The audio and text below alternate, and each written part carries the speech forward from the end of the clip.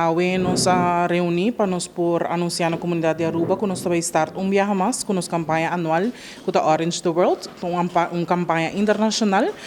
contra of que cria awareness contra a violência contra a mulher e muita mulher, mas para mencionar em diferentes organizações que nós trabalhamos com, entre outros SEDAM, UNHCR, Sir Optimist e HIAS, caminha que nós vamos junto por tempo largo para criar uma agenda para durante esses 6 dias aqui de 25 de novembro para 10 de dezembro, criar conscientização à base de diferentes atividades que cada organização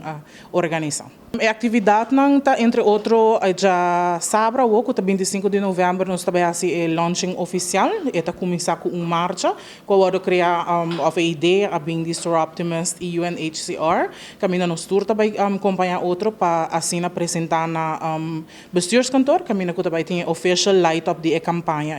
aqui. Nós temos diferentes workshops na diferentes MFAN na Aruba, conjuntamente com o CMMA, com a organização de mensenhandel e mensensmokkel, junto com Futura. Também nos join com Impact Hub e Centro de Desenvolvimento Humano. Também nós temos workshop para diferentes entrepreneurs na Aruba, para assim a mensagem porta mais out there.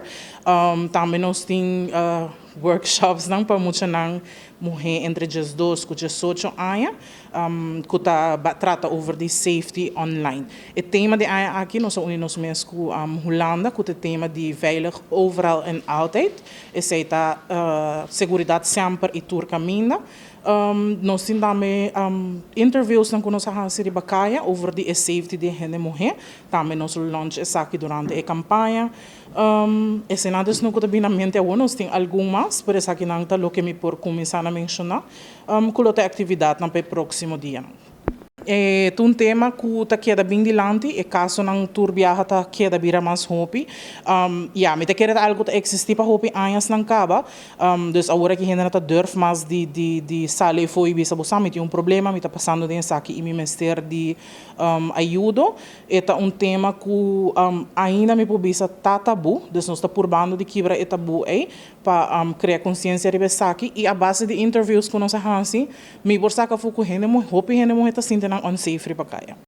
Você me tá querer com relação na hoje em dia acaba tá começando a edad hopi young, já bota tendo muito na just 3 just 4 anos em relação e se não tem educação ribe aqui de que tá bom relação que tá healthy, que tá sano